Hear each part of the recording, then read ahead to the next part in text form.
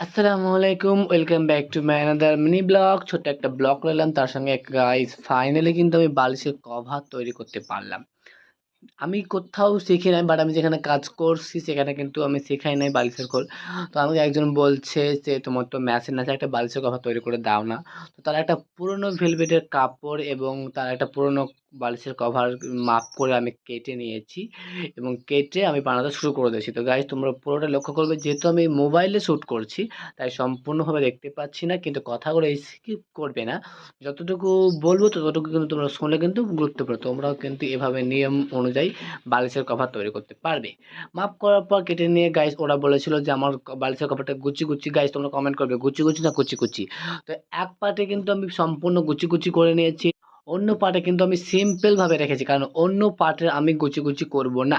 কারণ এটা ওপর থেকে জড়াবো। কারণ ভিতর থেকে জড়াবো গুচি, গুচি করলে ভিতরে ঢুকে যাবে। সো এটা ওপর থেকে। তো গাইস ফাইনালি কিন্তু বালিশের কভারটা আমি তৈরি করলাম। এতটা সুন্দর লাগছে, আমি তো ভাবছি যে আমি তো পারবো না, যেহেতু আমি ফার্স্ট টাইম তৈরি করেছি। তো গাইস এতটা কিউট লাগছে, আর কুচি, কুচি করে বড়, বড় করে করেছি। সে বলছিল এর থেকে আরো বড় নেবে। তো এর থেকে আর বড় করলে ভালো। তো গাইস এতটা কিউট লাগতাছে, আমি তো ভাবছিলাম যে ভালোই হবে না।